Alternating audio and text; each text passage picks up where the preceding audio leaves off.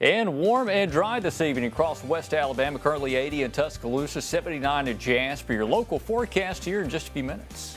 And the owner of a beloved restaurant in Northport has died. How local business owners and visitors of that restaurant remember him. And the West Alabama Food Bank is expanding to try and reduce food insecurity. WVUA 23 News starts right now. This is WVUA 23 News. And we're glad you're with us tonight. I'm Jabari Prue. Our top story tonight comes out of Northport. The owner of City Cafe has died. The restaurant posted on his social media page a couple of weeks ago that Joe Barger was in hospice care at home. Barger and his family have been serving breakfast and lunch at the Meat and Three Cafe in downtown Northport since 1974. He died this morning at the age of 75. Joe was a very quiet person, but he was a very friendly person, a very helpful person, and he was always, if he could help someone, he would if there's any way possible. He was a neighbor. I mean, you know, just come and say hello, and if he could do any business with me, he would, to try to help me out. And of course, I in turn, like a lot of other people, enjoyed going to City Cafe. Now, the cafe is closed through the end of the week to honor Barger's legacy. Funeral arrangements have not yet been announced. Well, turning our attention now to the weather, Chief Meteorologist Richard Scott is here. And Richard, will temperatures drop tonight for those early trick-or-treaters? Hey, Jabari, we'll turn a little cooler this evening after the sun goes down. Here's a look at the satellite and radar. Skies are clear across the region. They're still pretty dry. Currently 79. Now in Tuscaloosa, just a few minutes ago, we're still at 80 degrees. Linden 81, and back in East Mississippi, we got low 80s. So for anybody doing trick-or-treating tonight, we are looking at temperatures around 70 degrees at 7 o'clock, 65 at 10, 62 at 1 a.m. We'll look at that Halloween night forecast and the 7-day here in just a few minutes. Jabari. Richard, thank you. The West Alabama Food Bank received funding for a new expansion to reduce food insecurity in West Alabama. WVUA 23's Laura Vale was at that announcement today. She joins us live with more on this expansion that's underway. Laura, good evening. Jabari, good evening. 23% of Alabama children face food insecurity. The $850,000 grant from Representative Terry Sewell will allow the West Alabama Food Bank to expand and help fight hunger. The grant is part of $13.1 million in government funding secured by Sewell. The food bank plans to use the money to buy healthier food options, add food storage, and build a new community kitchen. Staff say the upgrades should also help erase shame from some people feeling whenever they come to the food bank for help. The food bank serves 9 counties, and food deserts in those places continue to leave families without fresh food. Healthy foods are not something that you get donated all the time. So a majority of this money we will be using to purchase food to bring the healthier options, fresh produce, fresh eggs, fresh dairy, cheeses, meats into the families where they need to get it. Ms. Jean said something today that sat with me. Universal feeding is difficult during the summer, and the food bank wants to do more to help decrease food insecurity in families. Jabari. Laura, thank you. In other news tonight, Alabama's Republican Party chairman hosted an event today on the University of Alabama campus, and it was geared towards students. John Wall is the youngest Republican state chairman in the country, and he wants to reach young voters during this election process. Today's challenge, the chairman event, allows students to participate in a Q&A session where they can engage in issues that shape the future of the country. I want to talk to him about that. I want to explain to him why I believe the Republican Party is the party who has the issues, who has the values that will best represent them moving forward, and encourage them to get involved in the process, because we need young people in the process. They're going to be the future leaders. Get started now. Let's talk about the issues. Let's debate them. And I believe that Republican values can stand up to any other values on the face of the planet. Now, Wall says he is always up for open dialogue regarding policy, voting, securing a stronger and freer America. He also hopes this type of event can expand to other college campuses across Alabama to connect with young voters in the state. Well, another Walker County Corrections officer has agreed to a plea agreement related to the mistreatment of inmates, but this is not related to the inmate death of Tony Mitchell. Betty Jo Cooley will plead guilty to falsification keeping of records in relation to an assault of an inmate back in September of 2022. Court filings show a dispute happened between Cooley, an inmate, and another officer, Joshua Jones, who struck the inmate in the face with a can of pepper spray. Now, Jones is accused of falsifying a report to justify the incident, and Cooley followed suit. The plea agreement stipulates Cooley's sentence will be capped at 10 months. An update to an officer-involved shooting on Steuben Boulevard in West Tuscaloosa Monday. 44-year-old Cedric Leon Tinker was arrested after he got into a struggle with police while being taken into custody. Investigators say Tinker assaulted several officers and made threats towards them.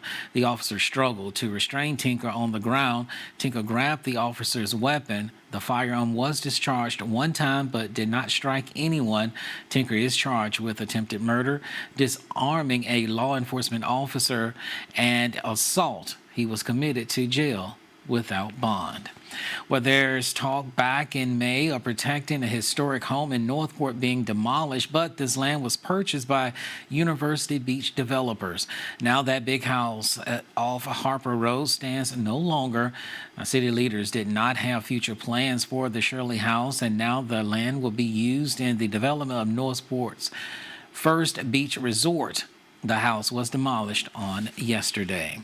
Well, the NFL football season has already had several head injuries, including former Bama and Miami Dolphin quarterback Tua Tagovailoa. Now, teams are now allowing students to wear protective headgear to try and prevent concussions. But a survey on the NFL players showed that players are divided over the usefulness of the Guardian caps. It's a device that goes around football helmets with a soft shell padding designed to reduce the impact of a hit to the head. Now, some players feel the extra weight of the cap is not worth the effort, but one doctor at the University Medical Center thinks they're useful. Yeah, so these are very driven individuals who are results oriented, who are constantly working towards a goal. And so when you take that drive away from them and that ability to be able to do that because of an injury, that certainly has a negative impact on their overall well-being and mental health. Now, some high schools have also begun purchasing Guardian caps for their players. Well, the Alabama Law Enforcement Agency wants everyone to avoid any frights on Halloween night. Now, they have some tips to avoid a scary holiday. For those driving, be on alert for trick-or-treaters. Contact law enforcement if you see any signs of impaired drivers. Now, if you drink, don't drive. Nearly half of all crash fatalities during Halloween night 2022 were alcohol-related. Pedestrians can create a buddy system guaranteeing everyone gets home safely, and check both ways when crossing the street. And get ready for trunk or treat with DCH Regional Medical Center in Tuscaloosa and Northport. Trick-or-treaters can report to the laundry lot in Tuscaloosa tonight from 6 to 8, and in Northport you can go to the parking lot across from the Women's Pavilion. Now, signage will be displayed for directions. And Stars Academy and the New Heights Community Resource Center are hosting a haunted house at New Heights Stars Academy tonight from 5 to 7. In addition to the haunted house, there will also be activities for all ages. Admission is $10 and all proceeds will benefit the school. Now, you can buy tickets at the door. Well, coming up, Election Day is 1 week away. How the presidential candidates are looking to reach undecided voters. And we'll tell you what dates are important for you, for those submitting your vote by absentee ballots. Details when we come back.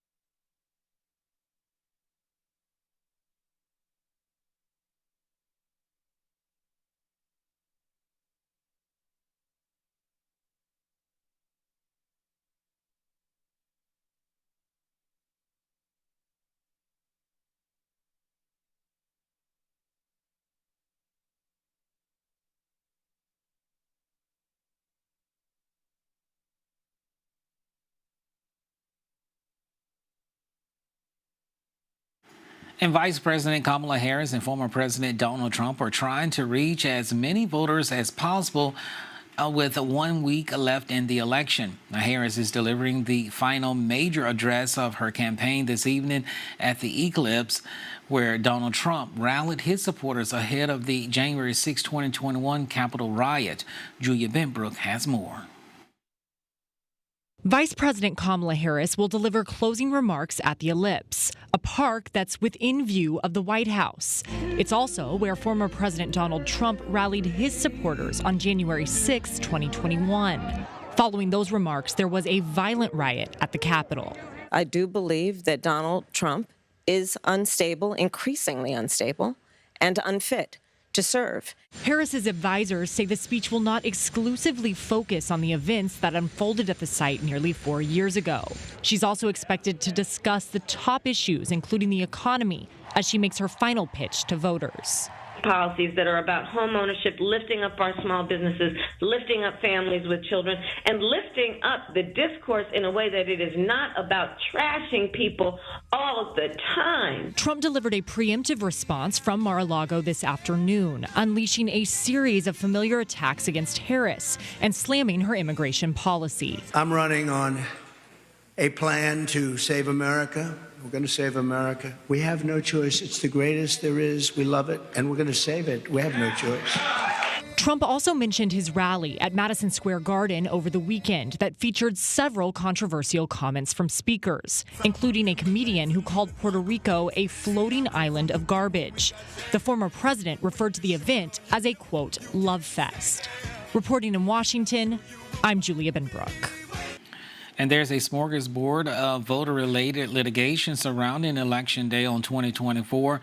The Republican Party says it's involved with 130 cases, and party leaders say they want to make sure election workers follow the law. The bigger matter includes mail ballot rules, election certification procedures, and the purging of voter rolls. Well, the deadline to request an absentee ballot by mail ended today. Those applications were to be received in the office of the absentee election manager for your county by the end of day.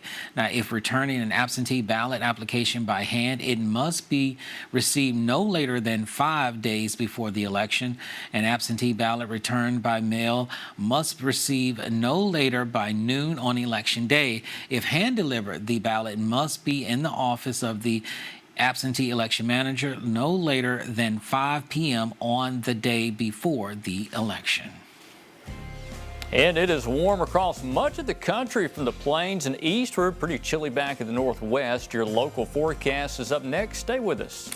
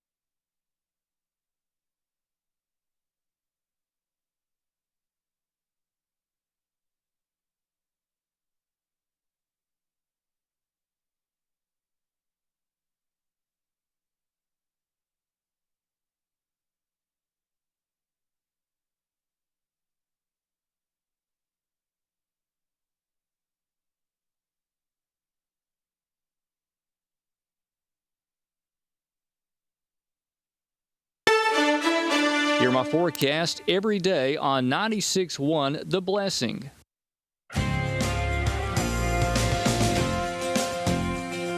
And starts off this evening, this is the Algo traffic camera over in Fayette. And again, fall foliage being noticed out there across the region. You're probably seeing some leaves falling in your area, getting that time of year pretty quickly now. Let's go to our Demopolis camera in North Marengo County. Call that the Buzzard Cam, and that is the Tombigbee River snakes away over towards the Demopolis Lock and Dam off of the distance behind the trees there. 80 degrees currently in Demopolis, light east wind around 5 miles per hour. And from Bryant-Denny Stadium here in Tuscaloosa, the temperature right now of 79 degrees. Quite a warm afternoon. Look north from the stadium across University Boulevard down there and the Walk of Champions at the bottom of your screen. Here's a look at Doppler radar, all quiet across the region. No chance for rain for this evening. If you're doing any trick-or-treating tonight before Halloween, we got a 79 Tuscaloosa, 78 in Birmingham, 80 in Demopolis in, again, northern Marengo County. Put on the satellite, not much change out there today. Again, very lack of cloud cover this evening. Had some clouds earlier across portions of West Alabama and Central Alabama. Clouds not as widespread now. Those are pretty much cleared up.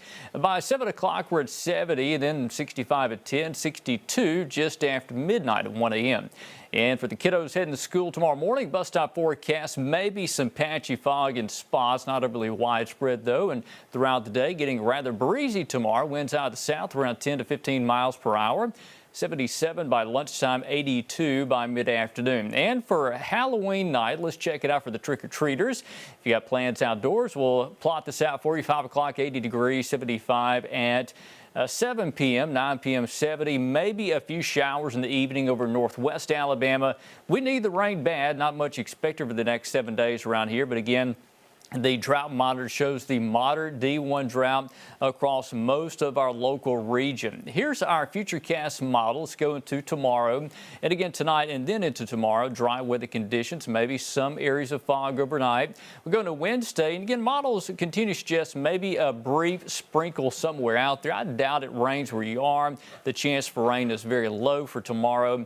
And then Thursday, here comes your showers kind of dissipating, so moving to West Alabama Thursday evening. So for the trick-or-treaters northwest of Tuscaloosa, the potential is there for a few showers in our local area, but not going to rain everywhere. Here's your 7-day, and again, we're going to focus on drier weather for the most part for the next 5 to 7 days. We need the rain badly. Unfortunately, this coming in Thursday is just not going to help that much, especially across the central counties where many of you will not get any rain at all. And for the weekend, dry weather returning. Temperatures in the low 80s on Saturday and Sunday, and continues low 80s for Monday and Tuesday. And don't forget, over the weekend, Jabari, the time changed. Go back into standard time, so set your clocks back 1 hour before you go to bed Saturday night. Pretty good looking forecast there. I actually like all them 60s there. Yeah, the 60s are not going to feel pretty good, but we need some rain bad. Unfortunately, there's just not a big rain coming. I know. All right, Richard, thank you. Well, Gary Harris is standing by with a look at what's coming up in sports. Gary, good evening to you. Hey, Jabari, and coming up, Kalen DeBoer says from this point on, every game is pretty much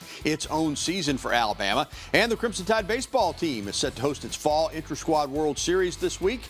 We'll have details coming up next in WVUA 23 Sports.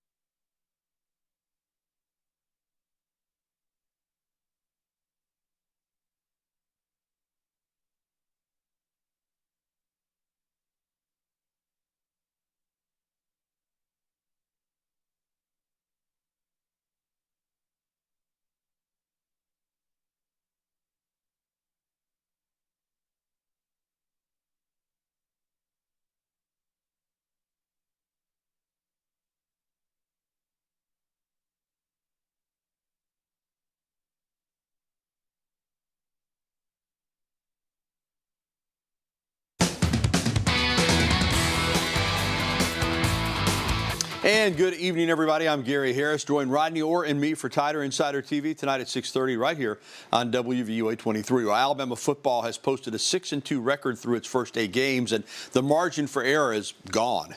Another loss, and Alabama will have no shot at making the college football playoff. Head coach Kalen DeBoer acknowledges that and says every game is pretty much its own season now, beginning with LSU on November 9th in Baton Rouge. Yeah, that's the way we're looking at every single one of them. Got to be comfortable being uncomfortable, and we preach that just as far as emphasizing strain, when it comes to just what we do every day, no matter what the situation is. But, now we're really in that moment, and, I thought we passed the first test as far as it being in that kind of time of being uncomfortable, and the guys really honed in on what they can control, and that was a lot of focus, all the work that's needed to prepare to be great on Saturday, and we took a step. Well, after splitting a doubleheader against Florida State this past Saturday at Dick Howser Stadium in Tallahassee, the Alabama baseball team will continue its fall ball season beginning Thursday with the 3-game Fall Intra-Squad World Series that will take place over 3 consecutive days. Game 1 on Thursday. Game 2 is set for Friday at 4 p.m., while the series finale is slotted for 1 p.m. on Saturday. Bama will then wrap up fall ball by hosting Clemson on Saturday, November the 9th. Alabama head coach Rob Vaughn said today that wrapping up the fall against Clemson at Sol Thomas Stadium will be a great opportunity for the young guys to experience big-time college baseball. I'm excited to get them down here, and it's going to be a good way to finish the fall. We'll finish up that, and then that's the last thing we'll do as a team, for the fall. So it'll be a heck of a way to finish against a good group and be a good chance to get some of those young guys in different faces out there and let them feel like what it's like to play here. And I know we got LSU that night. I know some folks will make that trip to Baton Rouge, but man, it'd be a heck of a lot of fun to go get after Clemson for a couple hours, then turn the TV on and watch the Tide. I like the sound of that. Alabama men's basketball team facing Memphis last night in a charity exhibition game at the Von Braun Center in Huntsville. Bama wasting no time. You think Mark Sears can shoot it from deep or what? Look at that bomb, 11-4 Bama. So much speed on this team. Aiden Holloway to the basket and one. And this almost looks like a replay, except no foul. This time it's the freshman LeBaron Philon finishing at the rim. You got Sears outside. You got those guys penetrating, and you got the big center Cliff Amori throwing it down off the pick and roll. 20-8 Crimson Tide. Cliff had a double-double, 10 points, 10 rebounds. Sears with a sweet crossover, man, and then gets it to go off the glass. He had 20 points to lead the Tide, also 4 assists. Mo Diabate, he's playing great right now. He has the dunk, 11 and 8 for Big Mo, and more from Sears as he's going to spot up again from 3 and knock it down. 49-29 Bama at the half. Now give Memphis credit. They turned it on in the second half, scores 59 points, but Alabama still gets the win, 96-88.